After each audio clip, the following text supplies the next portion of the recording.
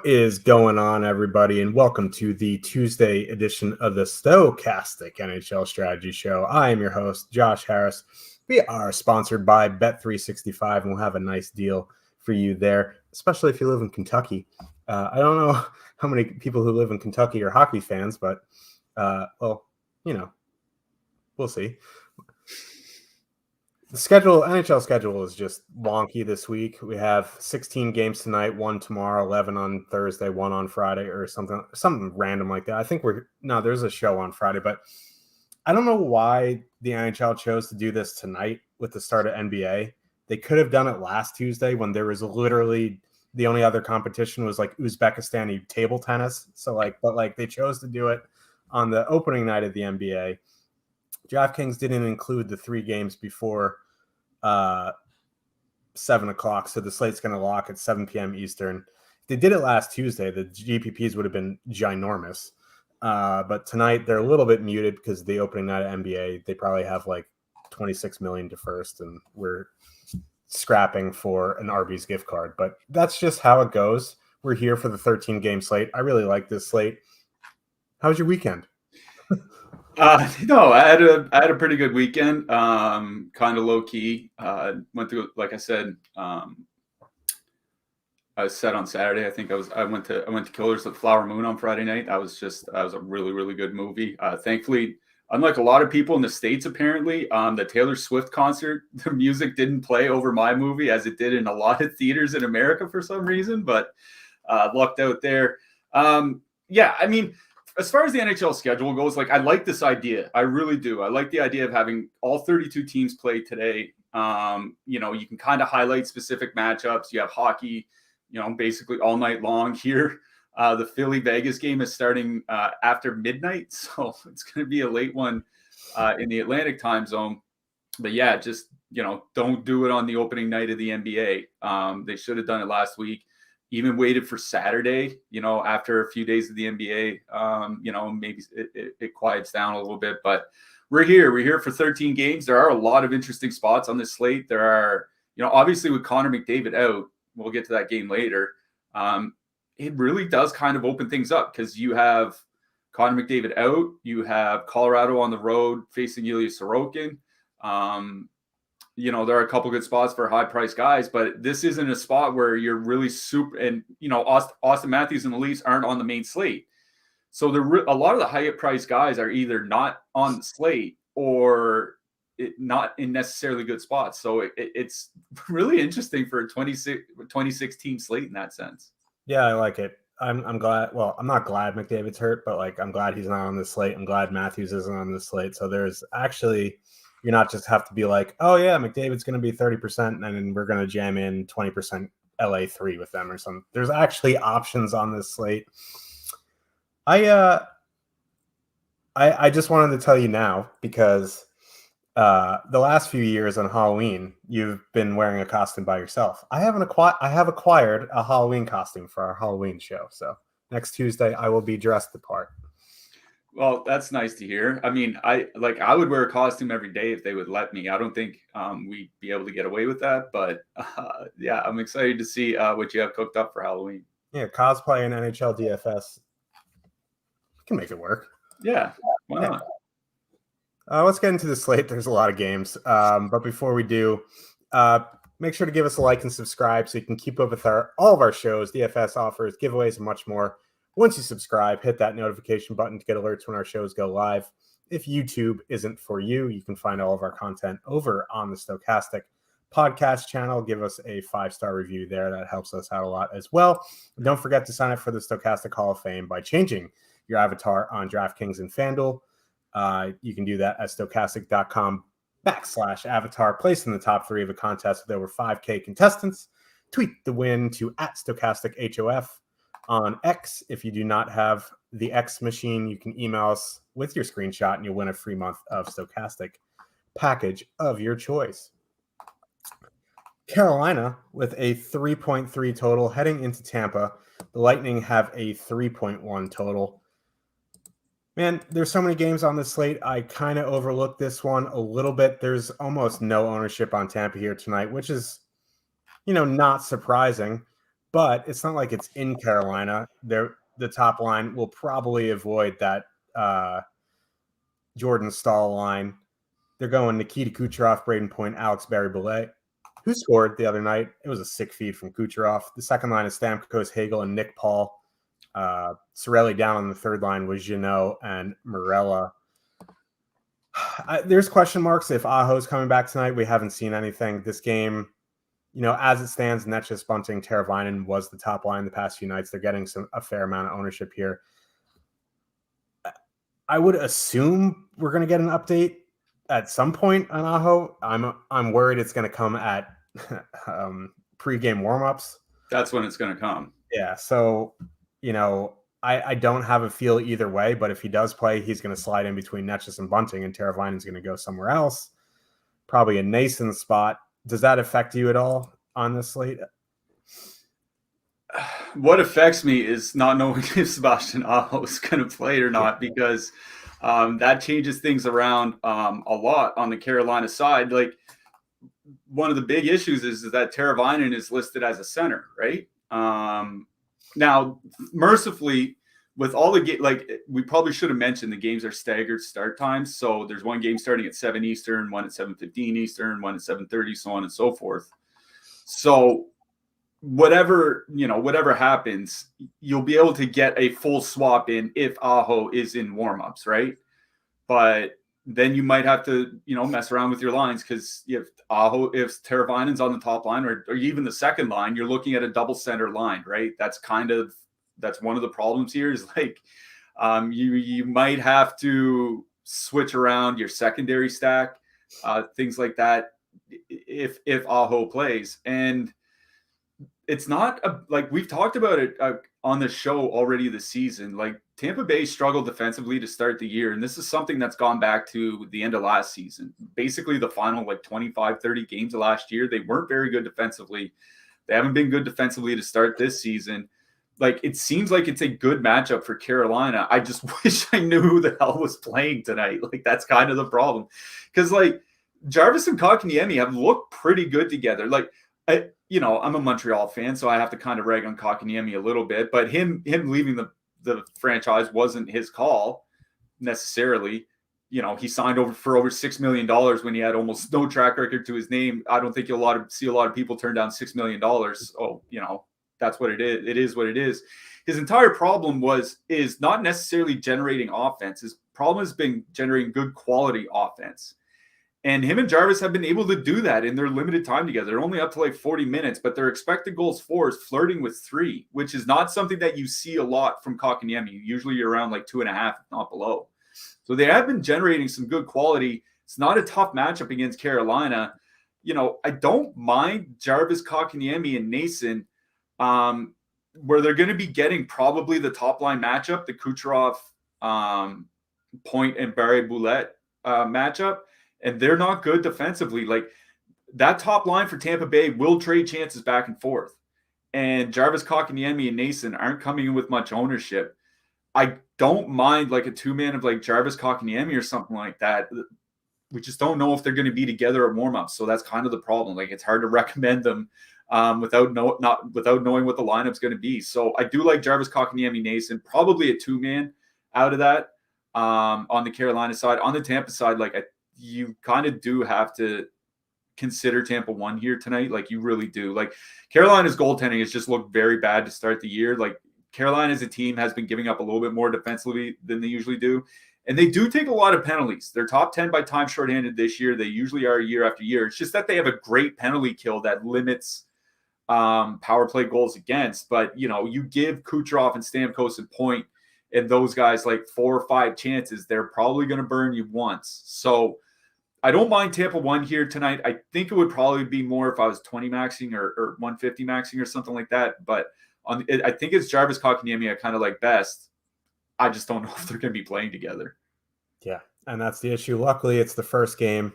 You'll be able to full swap. If you're crunching, man, I on a slate this big, you better have 2 ready to go, and you just better hope that your Aho one, if he plays, is ready to upload. Sometimes if you have a ton of rules on Fantasy Cruncher, the crunch can be a little bit slow. New Jersey Devils, they 3.8 total. Heading into Montreal, the Canadiens have a 2.7 total.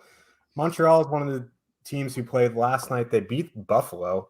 Buffalo is just coming out of the gate a little bit flat here. Looking at the top stacks, our highest top 2 stack percentage is New Jersey top line. Hughes, Toffoli, Timo Meier. Not overly surprising. Jack Hughes has 10 points in, I think, like 6 games this season. They're all primary. He doesn't have any secondary assists this season yet, which is kind of scary. That line is 21-8.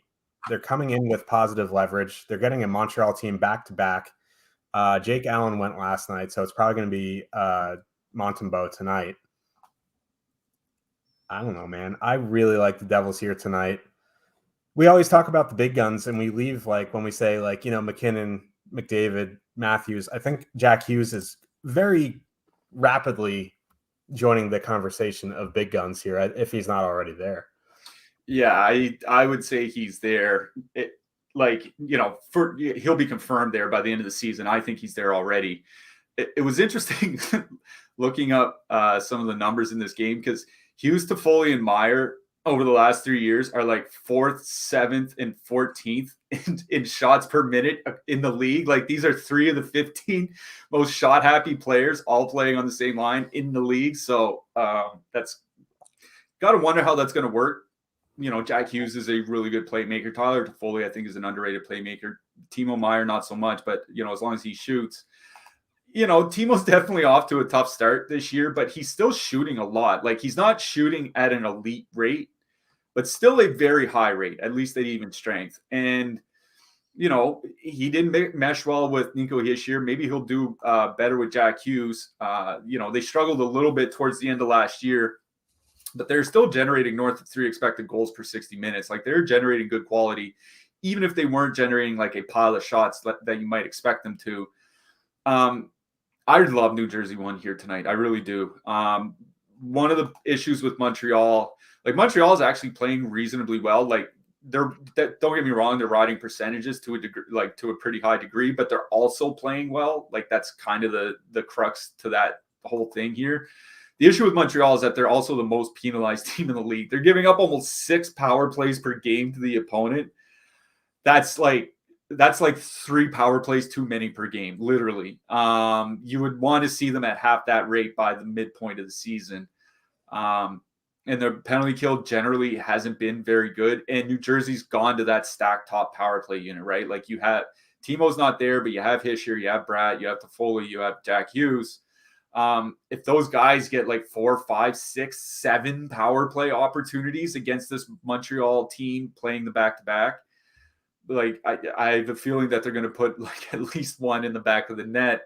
And like you said, coming in with all that positive leverage, like, we're expecting them to come in under 10% owned. I love New Jersey one here tonight. They're one of my favorite lines on the entire slate. My bigger conundrum is what to do with the stack. Do I leave Timo there? Do I take Timo off and put somebody like Jesper Bratt, or maybe double center with Nico Hischier? Like, I'm a big double center guy with this team, with Hischier and Hughes. You know, one of those guys are usually involved in all the goals, if not both. So the question is what to do with Timo Meier. Like, I think you're perfectly fine to leave him there. Like, Montreal is not a great defensive team. Like, they've been better this year so far than they were last year, but they're still not a good defensive team by any stretch. So there's plenty of even strength damage that Timo can do.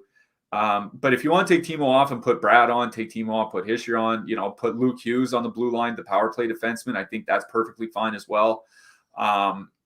It is New Jersey one that I like the most here. Like, if you want to dip down in New Jersey too, like, I have no problem with that. Brad, Hischier, and Palat. Brad's been quietly on a tear. Like, if it hadn't been for Jack Hughes, like, doing so well to start this year, we'd probably be talking a lot more about the fact that Jesper Bratt has 8 points in 4 games. Like, he's been really, really good. So I do like that New Jersey second line as well, but it is a New Jersey top line I like quite a bit. You know, they are coming in 22% near top stack percentage, you know, top over on our DraftKings top stacks, top over on the FanDuel top stacks. It is New Jersey one for me. It's just a question of what to do with Timo Meier. The Montreal side is kind of interesting here. Caulfield, Suzuki, and Harvey Pinard have been playing well together. Like Harvey Pinard is the guy that came in at the end of last season and played real well with Suzuki, and they've kind of carried that over to this year. They moved him up a few games ago after Kirby Dach got hurt. They're not coming in with a lot of ownership either. And, you know, New Jersey's goaltending is what New Jersey's goaltending has basically been for, I don't know, since Corey Schneider started getting hurt, basically. I don't mind Montreal 1 here tonight. But I think it's kind of that if I was 20 maxing, I might have one of them. If I was 150 maxing, I might have 3 or 4%. I just don't know if I'm going to get there in single entry. Yeah, I mean, they don't have the lowest total. I mean, it's a 2.7. They're at home, but, you know, for Montreal, that's not bad for a total. So, yeah. No.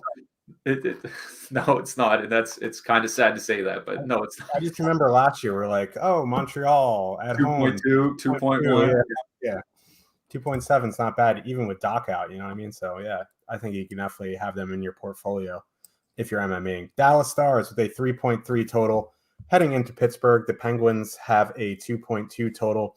Nedeljkovic is confirmed for Pittsburgh tonight, first start in 9 games.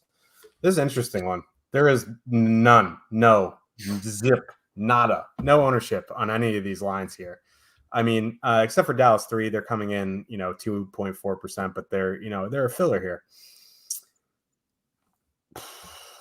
Like the top line for Dallas coming in at 1%, the Pittsburgh top line under 1%, Pittsburgh 2 under 1%.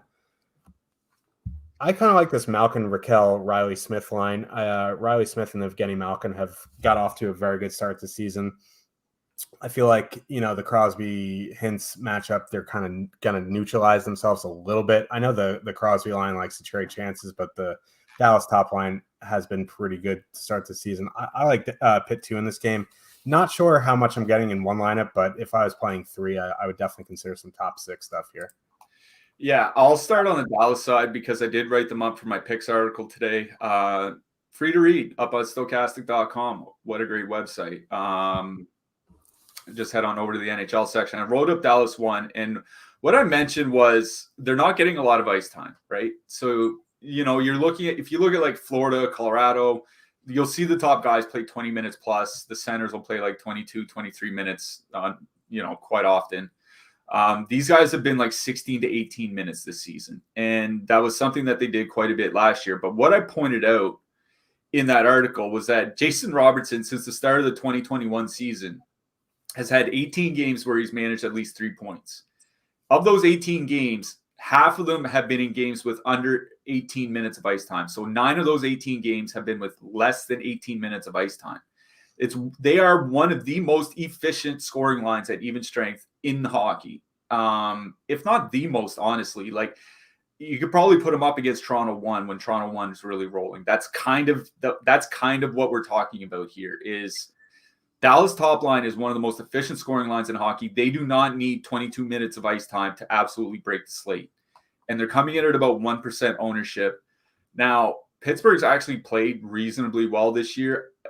It's from the games I've watched, it's like mental lapses. It's like a wrong pinch is costing them a goal. A guy jumping into the play or not making the pass he should is costing them a goal. It's not necessarily playing poorly or being bad defensively or anything like that, right? So, if they can kind of tighten up those mistakes, it feels like a pretty good bad matchup for Dallas. But 1% ownership on this top line, like they have to be in consideration at least. Like, I don't like them as much as I like New Jersey because Pittsburgh's a much better team than Montreal. And Montreal will take way more penalties. But Dallas 1 is absolutely one of the lines, again, I'll say 20 max, 150 max, that probably should be in there somewhere. I'm considering them for single entry as well because, like I said, they're not coming in with any ownership and they can break a slate. But like I said, by the end of the first period, basically, that's how good they are offensively. It's just a matter of the goals going the right way. So I do like Dallas 1 quite a bit here tonight. I understand why people might not want to play them. Like, I think Rope Hintz was at like 16 minutes in the last game, and his point per dollar projection is like one of the worst that you'll ever see on the projections here tonight. He was projected for under 10 DK points. I think he's $7,000. Like, that's just one of the worst projections that you'll ever see. But again, a lot of it is tied into the ice time, the fact that they're on the road and all that. But they can decimate anybody. And we've seen Chicago roll into Pittsburgh and beat their brains in, right? Already this season. So it's not like it's an impenetrable fortress for this Dallas one line. On the Pittsburgh side, I don't have as much interest. The thing is like Pittsburgh one is coming in at about the same ownership, at about the same price. And I think Pittsburgh one playing Dallas is a lot tougher than Dallas one playing Pittsburgh. That's just kind of the way I look at it. So between the top lines, I'd rather play the Dallas top line. I agree with you. I think the second line is in play because the Dallas middle six hasn't been as good defensively as they were last year. I'm still worried that Wyatt Johnson is eventually just going to kind of turn it up a notch and just start stepping on people's throats. And he can do that. So I do like Pitt too. I don't think I won't be playing them in single entry. It is Dallas one I like the most in this game by quite a bit. Yeah. All right. Sign up using the link in the description box below to get access to the best NHL data and tools in the industry. You get player and ownership projections, top stacks tools, line combinations, and the most important part, you get access to the Discord, which is invaluable. Tons of sharp minds in there. Cliffy's always in there. I'm always in there. Jake and his chiseled jawline is always in there. Haas and his catering trays are in there. There's just a lot of people willing to help you if you have questions. Pop on in, say hello, say you came from the show, and we'll greet you warmly. San Jose Sharks with a 2.6 total heading into Florida. The Panthers have a 4 total. This game is a mess because the Sharks are one of the worst teams defensively in the last decade. The Florida Panthers prices are not reflective of that. The top line for Florida, 19-2. The second line for Florida, 17-6. They're coming in. The top line is coming in with a little bit of positive leverage. They're more expensive. The Verhaeghe, Kachuk, E2D2, Luosterainen line, a little bit of negative leverage here. I think it's just kind of pick your poison here. I will tend to go when I'm facing off against the Sharks. I'll take the more expensive, less owned line. You're completely fine just power play stacking. You're completely fine going to the second line. I think if you have a lean on what to do with the Panthers, you do it. I think the bigger question here is what to do with the Sharks, because the top line for the Sharks, Tomas Hertl, Anthony Duclair, Alexander Barabanov, 12,700, and they're getting over 20 minutes a night. And it's not like the Panthers are a good defensive team. They take a ton of penalties. They trade a ton of shots. Bobrovsky's shaky in net. This game is important, and it sucks. That's actually not a bad way of putting it, I guess. Yeah, this is a fascinating game. Like, I don't think we have to go in too much on Florida. Like you said, San Jose is an awful, awful defensive team.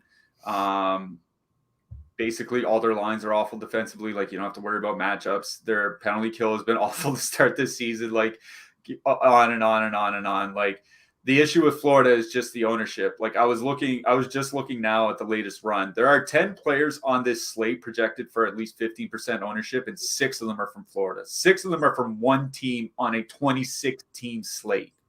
That's how much ownership is going towards the Panthers.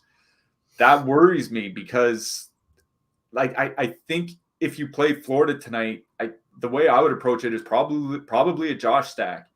And for anybody unfamiliar with the Josh stack, at least on DraftKings, it's just stacking 6 skaters from the same side in a game because you can stack up to 6 players. So the entire top line, add Kachuk and Luosterainen, throw Oliver Ekman-Larsson on the blue line, and away you go.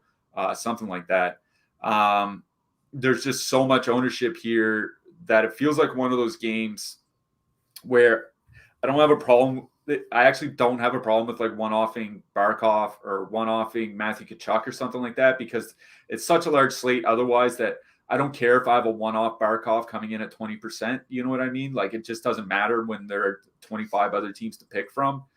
The question is just what you do with their stacking, because, you know, that Florida second line has been pretty good this year. They haven't been as good as they were last year, which is a little bit concerning. I got to think part of that is just missing so many defensemen. You know what I mean? Like, if the top guys are out with Barkov and Reinhart, like the top defensemen, after that, you're getting to like Matt Kiersted and like Josh Mahura and Like there's just not a lot there. You know what I mean? So I do like the Florida top line. I wrote up Sam Reinhart in the picks article. He has 4 straight 2-point games. They've certainly come around a lot with Evan Rodriguez there. It's just a matter of ownership. You have to decide how much ownership you're willing to eat tonight, because there is going to be a ton on Florida. I think between their first and second lines, we're expecting 1 in 3 lineups in large field GPPs to have a Florida stack.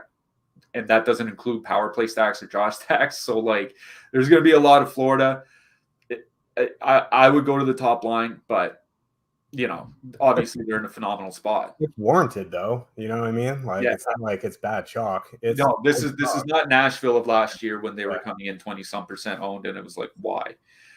Like you said, the question is what to do on the San Jose side, because their ownership's come down a lot through the day. The initial projection was closer to 10%. Now they're under 6%.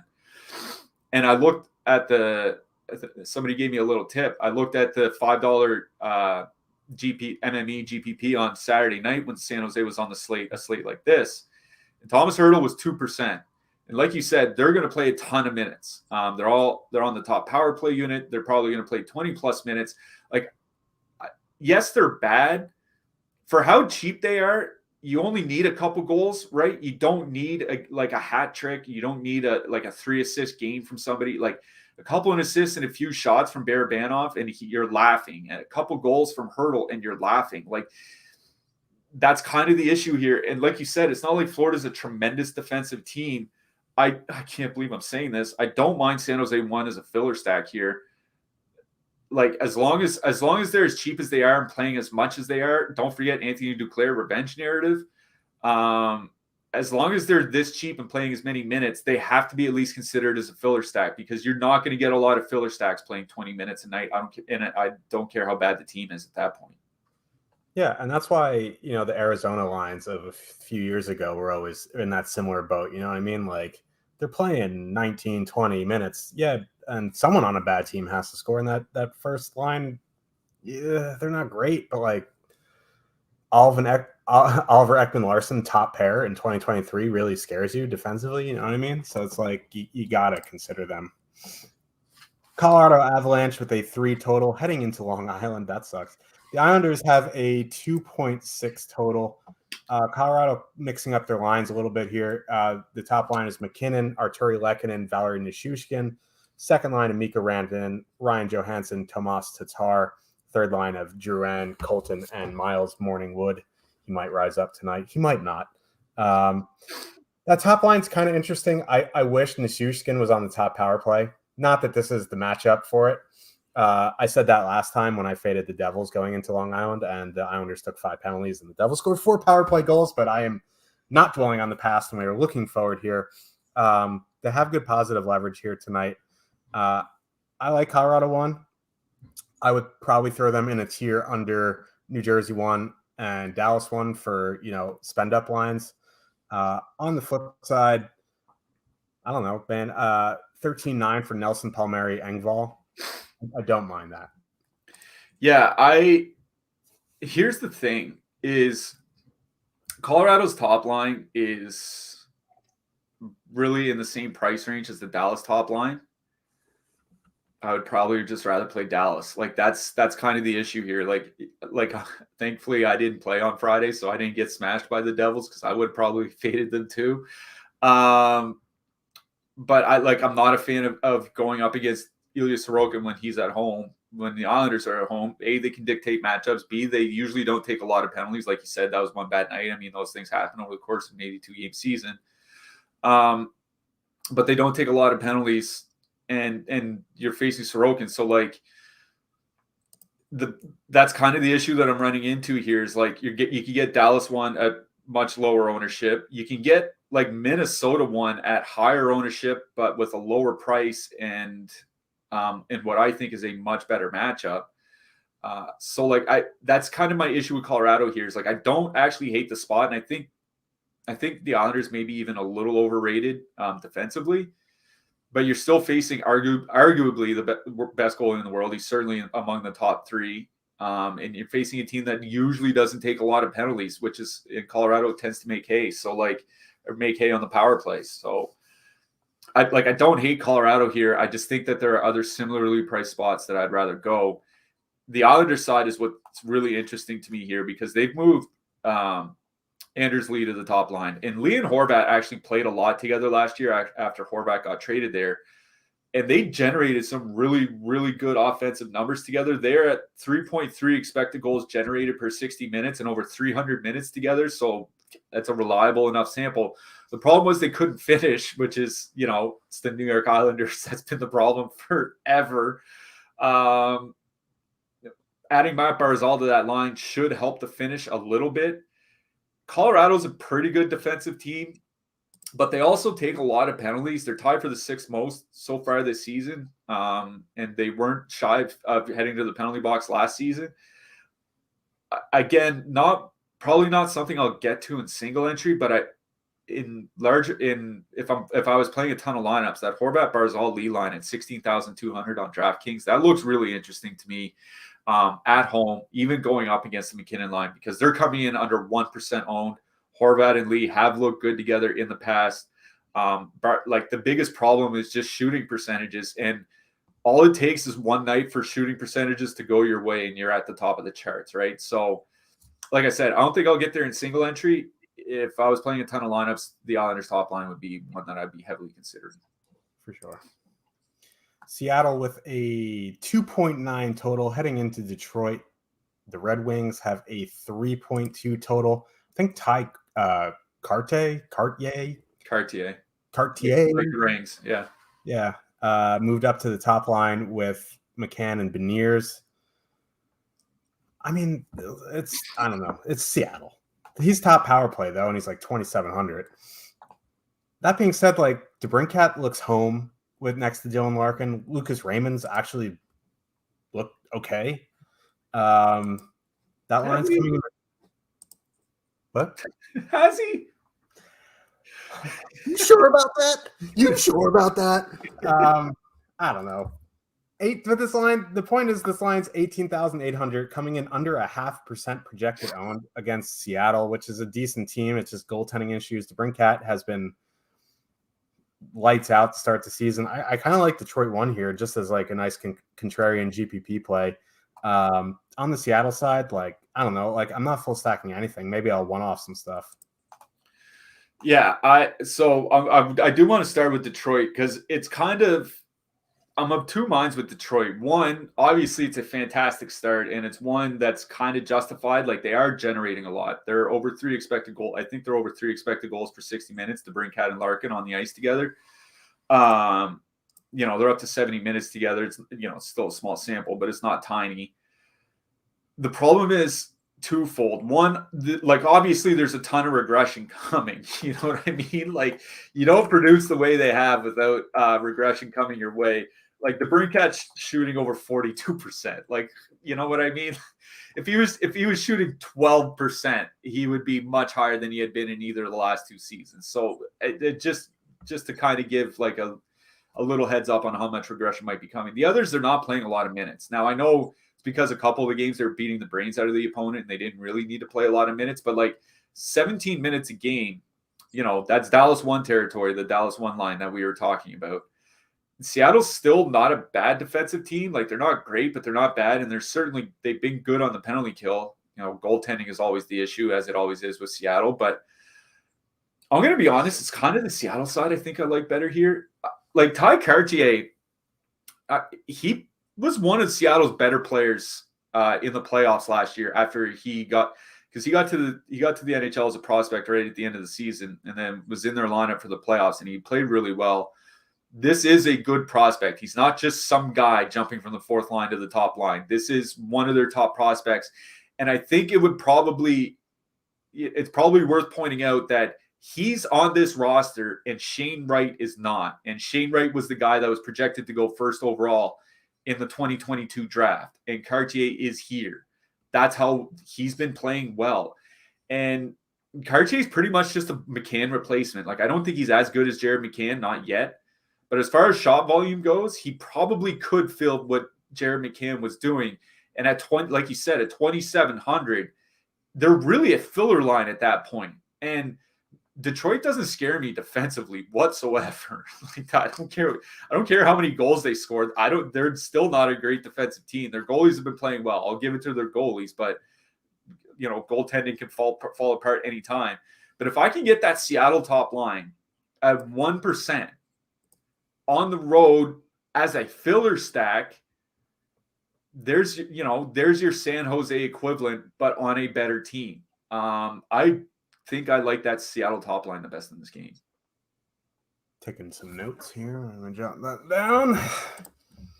Let's move on to another important but idiotic game. The Boston Bruins with a 3.5 total heading into Chicago. The Fighting Bedards have a 2.4 total. Chicago top line, Taylor Hall went on IR, so it's Connor Bedard, Tyler Johnson, and Nick Foligno. Andres Anthony, Lucas Reichel, Taylor Radish, my man, on the second line. Boston going David Pastrnak, Brad Marchand, and Pavel Zacha. DeBrusk, whatever, Matthew P. we'll call him, and Morgan Geekie. Don't mind that line, actually. I think it's Portois. Boston won 22,500. Very low ownership. You were telling me before the show it's a finishing issue, kind of like the Rangers top line. Pastrnak has not had that issue, but it's, Marchand and Zacha. I don't know, man. Like, if you're going to give me Boston one here at 2.5%, how do you not play them? Yeah, it's also kind of a shooting issue. I was looking earlier. David Pastrnak is generating more shot attempts per minute than Marchand and Zacha combined. Obviously you'd expect Pastrnak to shoot a lot more than those two, but you'd also like to see Zacha and Marchand shoot a little bit more individually. They just haven't been yet. I'm not even going to bother talking about the Chicago side. Like, I'm just not playing them. They're coming in over-owned. This is a brutal matchup against Boston. Tyler Johnson, he had a hot start for a couple of games. His shots are falling off. Nick Foligno should be on the third line. Like, if you want to one-off Corey Perry, go ahead. But you don't want Nick Foligno revenge narrative? Nick Foligno has a revenge narrative with every team in the NHL and 7 teams in the NBA. So, just go play Seattle one instead. That's kind of where I stand on that. On the Boston side, it's a lot more interesting because they are the most expensive stack on the slate, even strength stack anyway. Coming in with very low ownership. They don't have a sample together because these three didn't play together last year, basically at all. So I worry about this. I worry about the fact that Boston takes a ton of penalties and Chicago doesn't. So if Boston kind of spends 15% of the game in the penalty box, 10, 15%, and Chicago doesn't take their penalties, then yes, obviously Boston would probably have to get there mostly at even strength. And that worries me for a line that is the most expensive line on a 13-game slate. So it's one of those situations where, again, if I'm 150 maxing, I certainly have them included somewhere. If you want to take off Marchand and put on James Van Riemsdyk for that power play exposure or something like that, I think you can do that.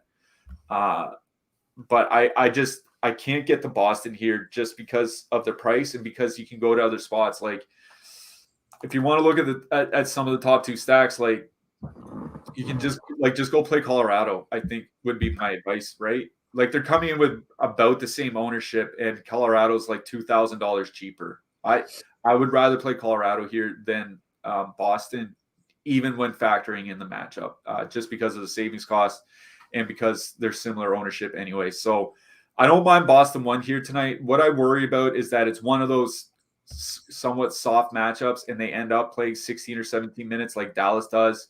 And, maybe Marchand gets moved down to the second line because they have been playing Jake DeBrusk on the top line before he slept through a team meeting. So, I worry about that they're going to move that around. I worry that they're not going to get a lot of enough power play time. So, again, if I'm playing a ton of lineups, yes, I'll have Boston. I think in single entry, there are other expensive spots I'd rather go to.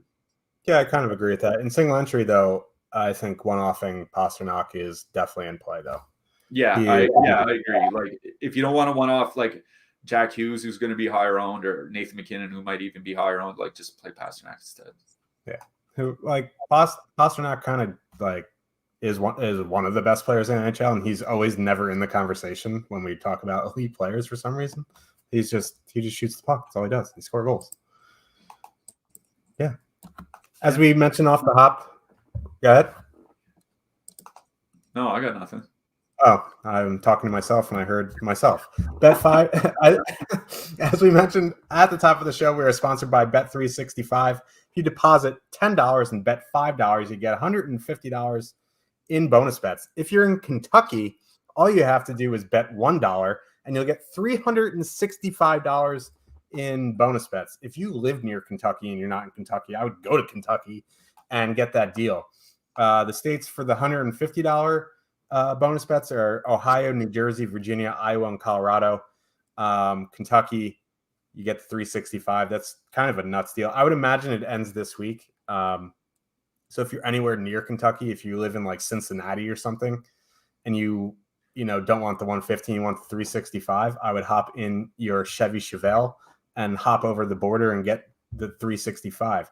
You have to be 21 plus to get this offer. Again, if you're in Kentucky, you have to be 18. I think you have to be 7 to get your driver's license in Kentucky, so who knows? If you have a gambling problem, call 1-800-GAMBLER. Let's move on to the next game. The St. Louis Blues with a 2.6 total heading into Winnipeg. The Jets have a 3.4 total. Looks like Alex Iafallo has moved up to the top line. Instead of Mason Appleton, we rejoice, kind of, I guess. Like It's an improvement. Yeah. Let's just go with that.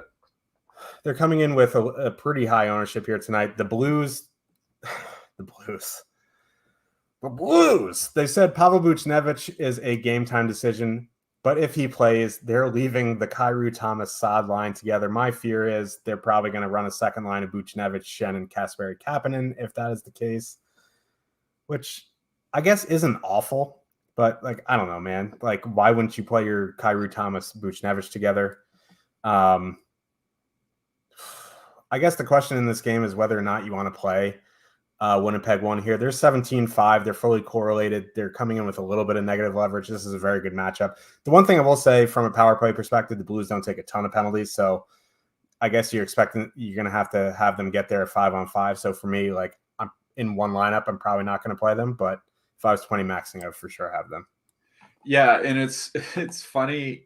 Last year, like, Winnipeg really didn't take a ton of penalties, but historically speaking, Winnipeg is usually one of the most penalized teams in the league, at least if you look back, like, before the pandemic, especially in the Dustin Byfuglien era.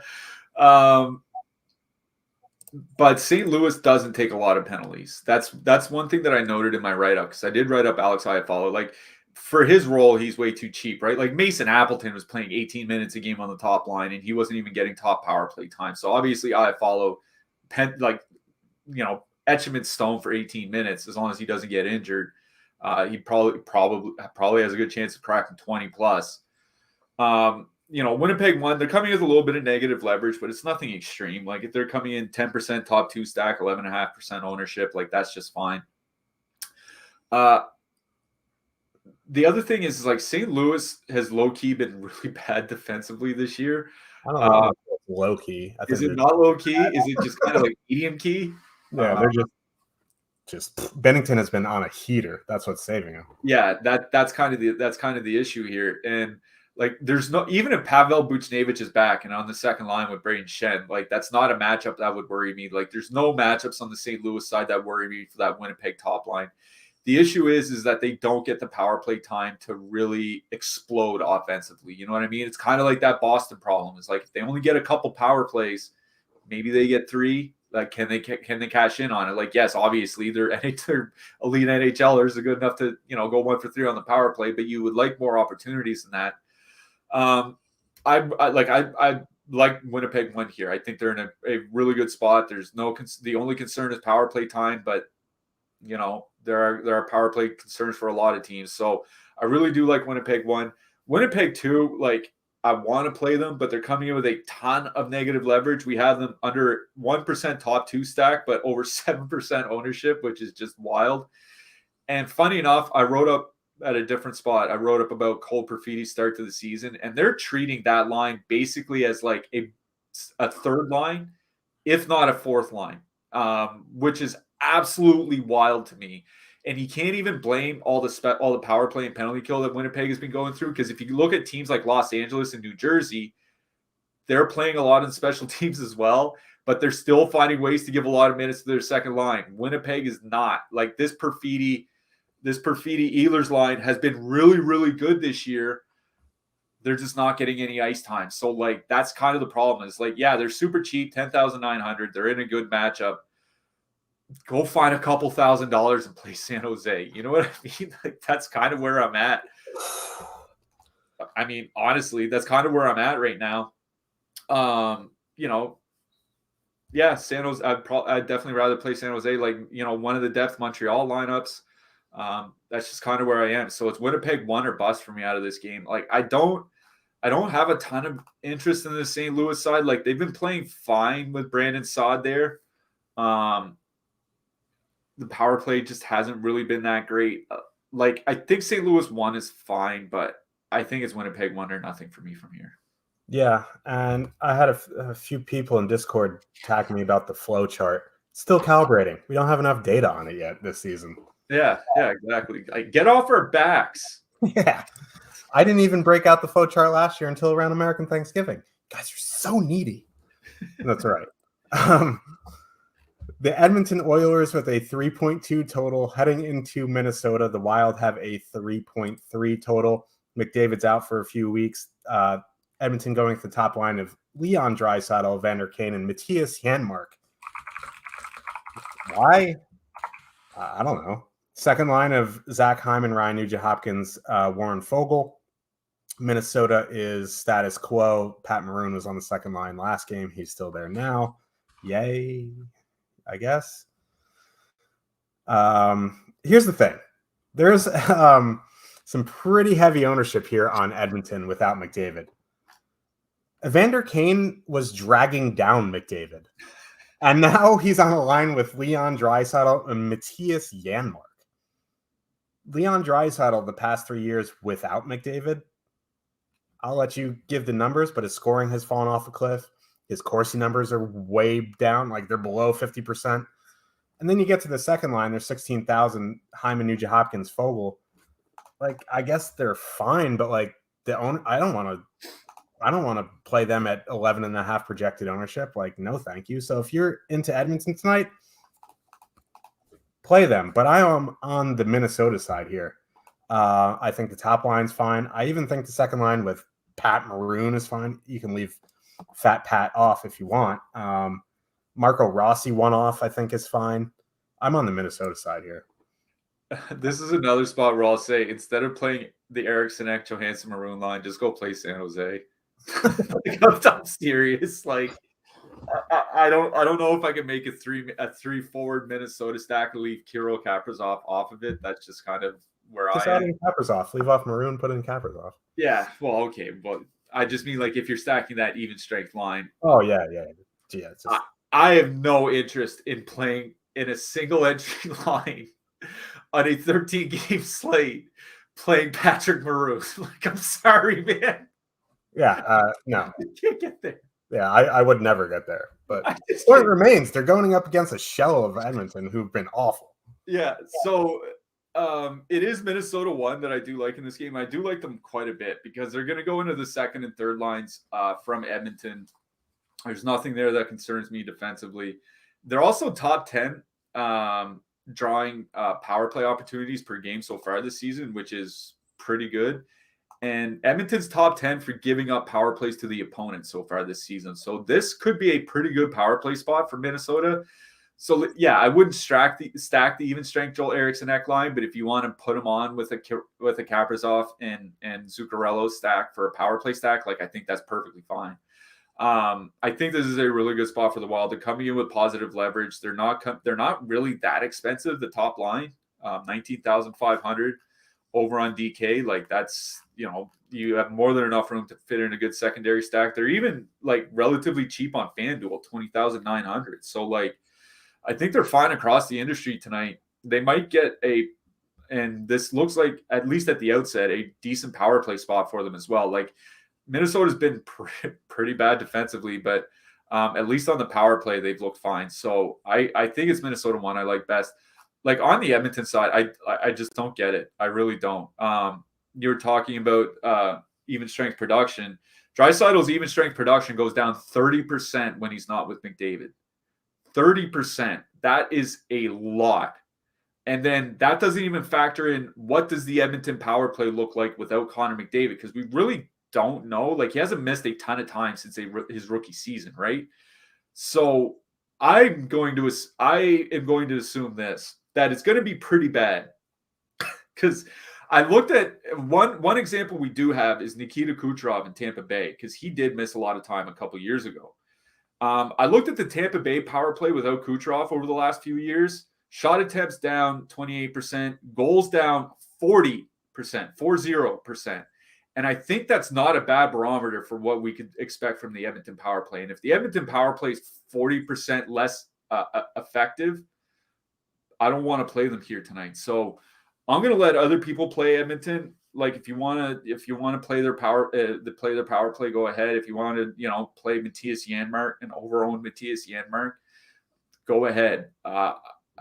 I don't see it with the Oilers tonight. It's one of those situations where everybody seems to be on the Oilers, and I don't understand why. And these kind of situations usually blow up in my face. So could be an early night for me here tonight. I don't see it with the Oilers. For me, this is a Minnesota game.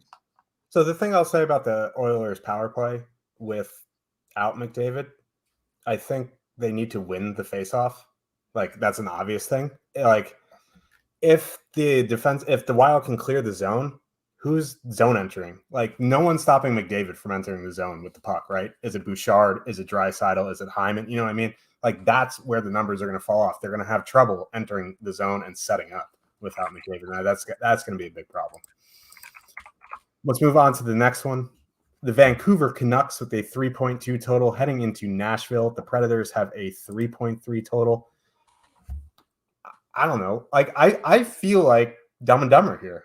Like, that scene is like, we have no food, we have no money, our pets' heads are falling off. There's no ownership on this game, and I don't know why. Like, there's a lot of ownership on Edmonton. There's not a lot of ownership in this game, and I'm very confused. Pettersson, Kuzmenko, Mikheyev coming in under 1% projected. JT Miller, Brock Besser, Philip DeGiuseppe about 2%. The top line for Nashville, who's been very good, by the way, 1.5% ownership. I realized the last game they beat the Sharks 5-0, and the top line didn't do too much, but that game was out of hand by like the end of the first, so they didn't really have to do anything. I like both sides here. I think my favorite would be the Pettersson line, 15.8 coming in projected under 1%. Am I going crazy? I know the answer to that question, but like, what am I missing? I don't know what you're missing, because I wrote up the JT Miller line in my picks article today. It was Dallas and Vancouver were in the picks article. What I mentioned was, going into Nashville, the Pettersson line is going to see Ryan O'Reilly and Philip Forsberg, and probably the shutdown pair of Ryan McDonagh and Alex Carrier. And low key, that McDonagh-Carrier pairing has been one of the best defensively in the NHL so far this season. Carrier almost had a combo meal the other night. Yeah, he's playing more minutes because they're playing so well. So I'm not super high on the Pettersson line. It is the Miller line, Miller, Besser, DiGiuseppe line that I like better. They're generating, what I noted in the article is they're generating over one shot attempt per minute while they're on the ice at 5-on-5, and anything at that rate, that's really good volume. And it's kind of unusual for a JT Miller line. Usually they're not super high event. Usually they focus more on quality, but they're actually getting both, which is a good sign. They're getting a ton of minutes. Miller's almost at 22 minutes a night. Besser's at almost 20 minutes a night, both on the top power play unit. Neither team has really good penalty kills. In fact, I was looking earlier today. These two teams are last and second last by shot attempts allowed per minute on the penalty kill. So it seems like a decent power play spot for both sides. Like you said, not a lot of ownership on either of the Vancouver lines. If you want to leave DiGiuseppe off and turn it into more of a power play stack by adding Pettersson, by adding Kuzmenko, Quinn Hughes on the blue line, something like that, I think that's fine. I like Vancouver too a fair bit here tonight going into Nashville. On the Nashville side, I did have Tommy Novak as one of the centers in the picks article today. They've been a lot better since they dumped Philip Tomasino off the line. Small sample, but they have played better. He's also seen a lot more ice time. That was one of the issues with Novak early in the season. He was like 12, 13 minutes. He's been closer to like 15, 16 minutes of late, and under $4,000 on DraftKings, 15, 16 minutes. That's perfectly fine. What I noted in that article is, the JT Miller line has been good offensively. They've also been pretty leaky defensively. And that's a matchup that Novak's line might see a fair bit of. They're allowing 32% more shot attempts whenever the Pettersson line is off the ice. So this is kind of a matchup where I think whichever goalie plays better is the one that's going to stonewall defensively. Like, I know it seemed kind of facile to say that, but you know what I mean? Like, between the two goalies, they've been kind of saving each other's team, saving their respective teams, over the last couple of years. Whichever one falters could make a pretty good DFS night on the other side. It is the JT Miller line that I like best in this game overall, but I do think there are basically 4 playable lines in this game. So I think there's a lot to like here. I agree. I like a lot of that game, and there's no ownership. NBA starts tonight, and get access to any Stochastic NBA DFS package for 20% off when signing up with the promo code there's no hardwood read. It's tip-off. Promo code tip-off. Just the tip-off. Promos only for the first week of the season, so I would sign up now. The package includes NBA Sims. They just got those out. Contest generator and late swap tool. You can build up to 5,000 lineups on Stochastic in 60 seconds with the contest generator. The base package allows you to build up to 500 lineups and export up to 20. The max package allows you to build up to 5,000 lineups with unlimited exports. So if you're an NBA player, I would suggest using promo code just the tip off. It's just tip off, and signing up for NBA. I was wondering if you were going to make that joke. I'm predictable, but predictability is not bad. No, it's not. You know me too well now.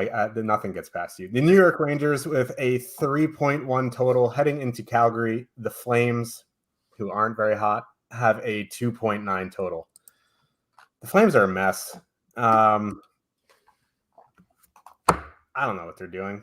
We don't even know their lines. That being said, Andrew Mangiapane was back on the third line with Backlund and Coleman. Yeah, I know. I can't help myself. Clayton also knows me too well. He also can't see my hand, so he's probably freaking out right now. Huberdeau got moved off the top line. It was Lindholm, Coronado, and Ruzicka for a while there, and Huberdeau was on the Kadri line with Dubé. I don't have a ton of interest in the Flames tonight. That being said, I think whoever is on the Backlund line, it's probably going to be Coleman. They're going to go out against the Mika Zibanejad line. So that's going to leave the Hedl, Panarin, Lafreniere matchup against the Kadri line. And the Kadri line with Dubé, they have decent numbers, but they're pretty high event. So I think from this game, I think the only line I have a ton of interest in is the Rangers' second line. If you want to go to the Rangers' top line, I think that's fine. On the Calgary side, it's kind of hard to know. They might go back to their old lines. They may not. So, this is one of those you have to see the skate beforehand. Yeah. That's kind of the problem here, too, is with all the staggered starts, a ton of the games are going to have been started already once Calgary hits the ice. So, it doesn't leave you a lot of options if you got to swap off somewhere. Assuming Coleman and Backlund go out against the Zibanejad line, I don't have any interest in the Zibanejad line. That's just a terrible matchup for them.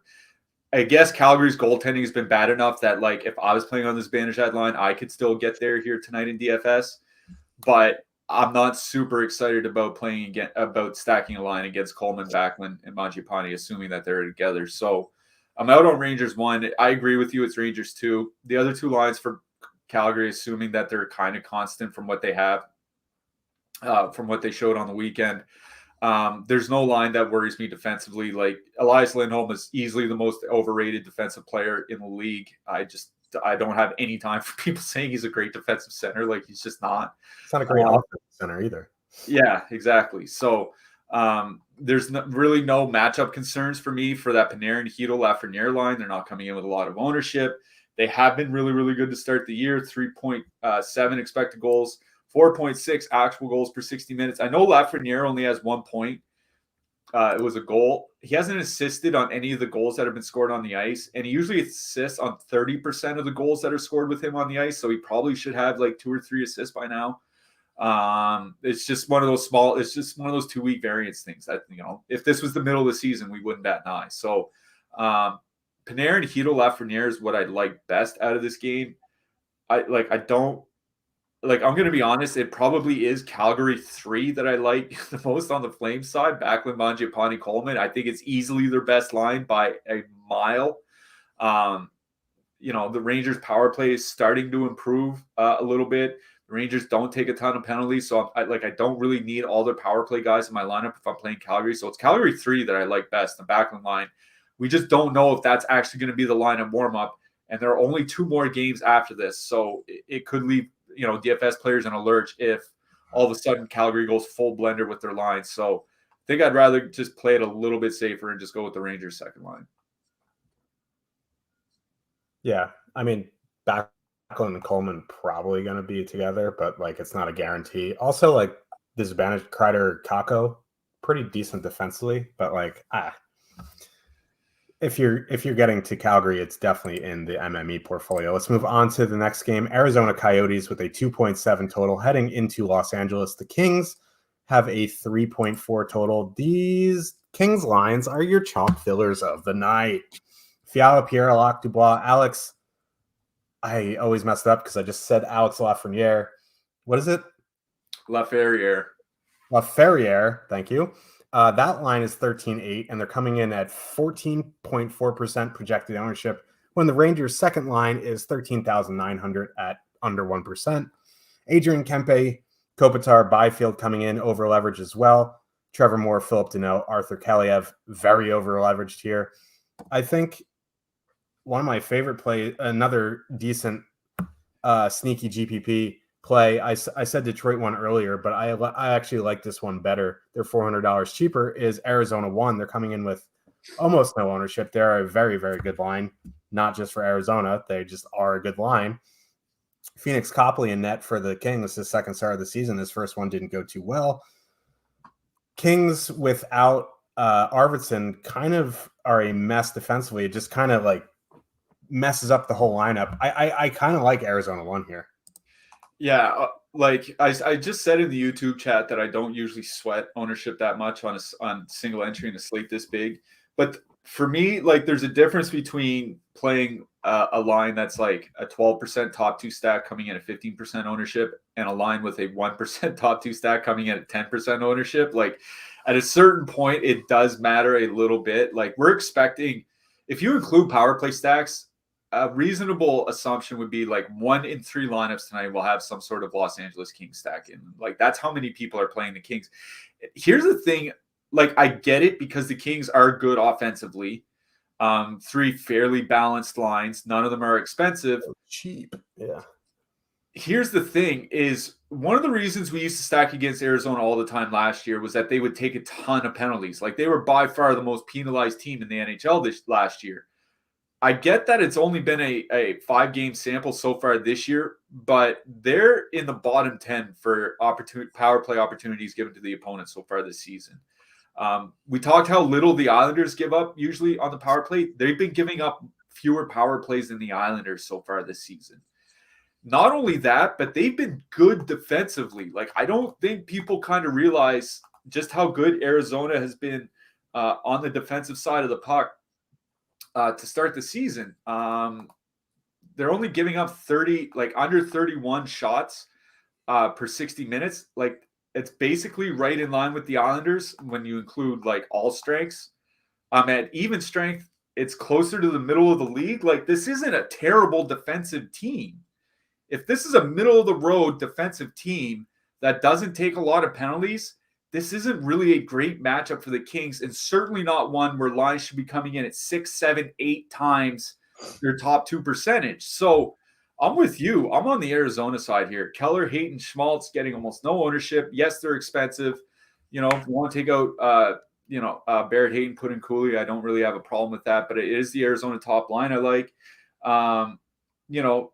Arizona penalty kill has really not been that great to start the season. So I think that's kind of what's working against them. But again, they're not taking a ton of penalties. The Kings penalty kill itself has been very good, but we're getting Arizona under 1% ownership. And I went and looked last year. This is basically the same Kings team as last year. Just add, Pierre-Luc Dubois and Vladislav Gavrikov, and it's basically the same team. Arizona scored 8 goals in 2 games in Los Angeles last season with a worse team. So it's not that they can't get there offensively. Obviously, it's not likely. But if I could get them at a 0.5% ownership, like Arizona, like I talked about New Jersey earlier, New Jersey and Dallas. Like New Jersey and Dallas are really the lines that I'm considering, and I can't pair Arizona with them because they're too expensive. If I was 3-maxing or 20-maxing tonight, I would probably have Arizona somewhere. Yeah, I agree. I like Arizona better than Detroit, by the way. I would play Arizona 1 before I played Detroit 1 tonight. Let's move on to the last game of the night, an 11 p.m. Eastern start, and I am considering it.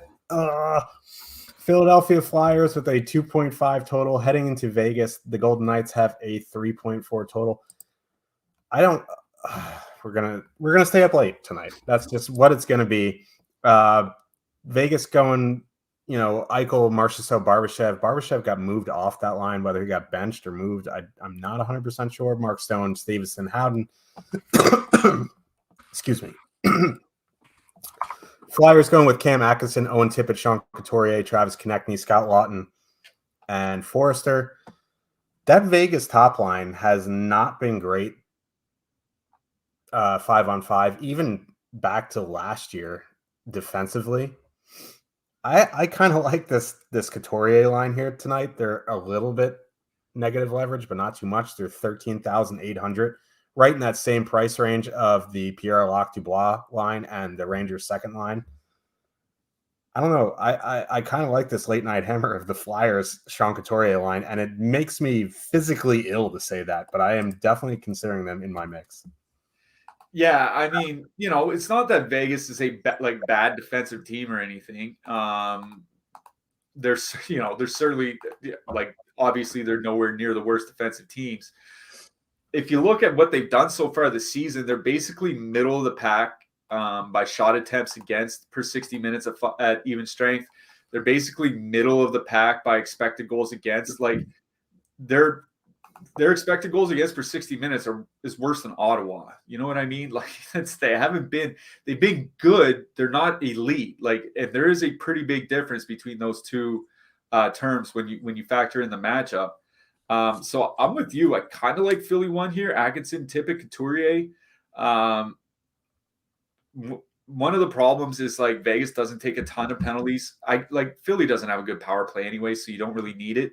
And they're not priced to the point where you probably need a power play goal from them. Like a couple even strength goals would probably get you there. So I'm with you. Atkinson, Tippett, Couturier.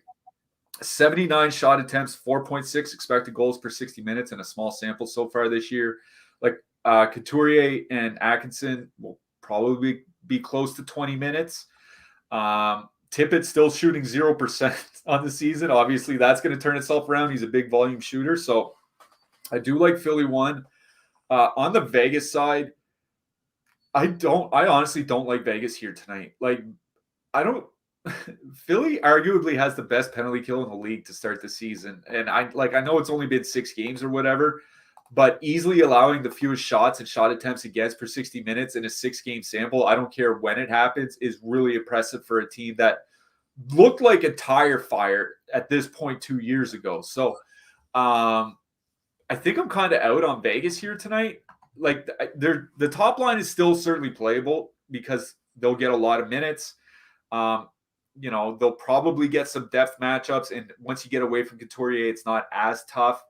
But I think it's the Philly side that I like here, just because you can get the top line at $4,000 cheaper. That matters a lot. So I think it's Philly 1 I like, then Vegas 1, and then after that, probably not a whole lot from this game. Yeah, you can one off Travis Konechny too. I think that's always in play. Yeah. Coming up after us, we have the NBA Deeper Dive at 5:30 with Laffy and Josh Engelman, not to be confused with Josh Harris, the better-looking fella anyway. NBA Live Before Lock at 6:30 with Greg and Eric. That's always a fun show.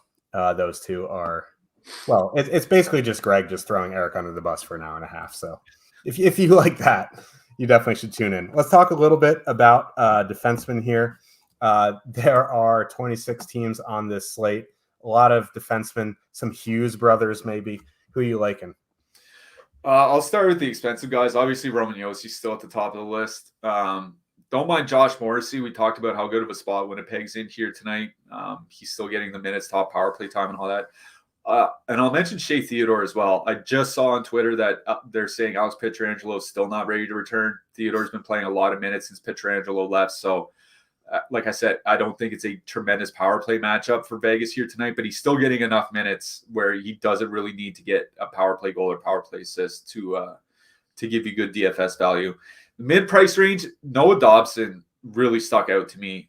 With Scott Mayfield still injured on the Islanders' blue line, Dobson's been getting a lot more minutes. Like, that was the whole problem with Noah Dobson at the end of last year, start of this year, was playing 18, 19, 20 minutes. He's been more like 23, 24 minutes since Mayfield got hurt. So Noah Dobson, obviously Oliver Ekman-Larsson from Florida, but a lot of people are going to be playing Oliver Ekman-Larsson tonight. Quinn Hughes, still shooting the puck, man. Like we talked about earlier, in a small sample, he was one of the top shooting defensemen in the league on the season. And then their last game, he goes out and puts 6 shots on goal. So I really like Quinn Hughes. I think he's turning himself into a little bit of a different defenseman, and it makes him underpriced. Mike Matheson from Montreal. And I'll mention Arbor Jacki from Montreal as well, because they said David Savard injured his hand blocking a shot last night. They're running out of defensemen again. Like, there are only so many guys they can give minutes to. Mike Matheson might push 30 minutes here tonight. It's not really a tremendous matchup for Montreal, but he's just going to get so many minutes. And that's why I said Arbor Jacki as well, because I think Jacki, Xhekaj, if you're looking him up on DraftKings, he played like 19 minutes last night, and when they have a full lineup, he's usually like 15 minutes. I think he could get close to 20 for under 3K, and he runs the second power play unit for Montreal. Noah Hannafin as well. Assuming Rasmus Andersson doesn't play tonight, he's supposed to be suspended. He's appealing. I haven't seen an update on that. If Andersson's out, Hannafin's certainly a play for the Flames. Speaking of the Flames, Nikita Zadorov, assuming Andersson's out, I like him for cheap. Obviously, Luke Hughes from New Jersey in that game, Arbor Jacki as well. Egor Zamula, mentioned him in the picks article. With Philadelphia's injuries on their blue line, he was over 20 minutes last game. They went to a 4 defense rotation. He was one of those guys in the 4 defense rotation. So I think he's 2,700 on DraftKings, but like 4,400 on FanDuel for some reason. DraftKings, he's a way better option. Adam Larson, like I say, anytime he's under 4K, I'll play Adam Larson. Dmitry Orlov as well, because Brett Pesce won't be playing for Carolina, so that's going to be more minutes for those top 4 guys. So I like Dmitry Orlov. And Alex Carrier from Nashville. He's still cheap enough where he's playable. Carrier is one of the ones I had starred, if you did not mention. The other one is Sean Dursey. He is a bit expensive on DraftKings now, 5,400. It is his return to LA if you do like to live on Narrative Street, but for his role, that price is fine. Yeah. Let's talk about goalies here. The first one that obviously jumped off the page was Sorokin at 7,300. Volume is king. He's going to see it. Even Igor at 7,900, I think is fine. People, not a big Igor stackers now. He had a couple bad games, but I think he's fine. Philip Gustafsson also at 7,900. Anytime he starts, I think he's in play. Who else you liking? Because there's not much where I go, man, I don't want to play. I was thinking Sorokin stands out, obviously, but is there anyone else that really stands out to you? Yeah, Connor Ingram, obviously. Mackenzie Blackwood for San Jose, like, he's probably going to get lit up, but in the chance that he doesn't, I mean, let's face facts here.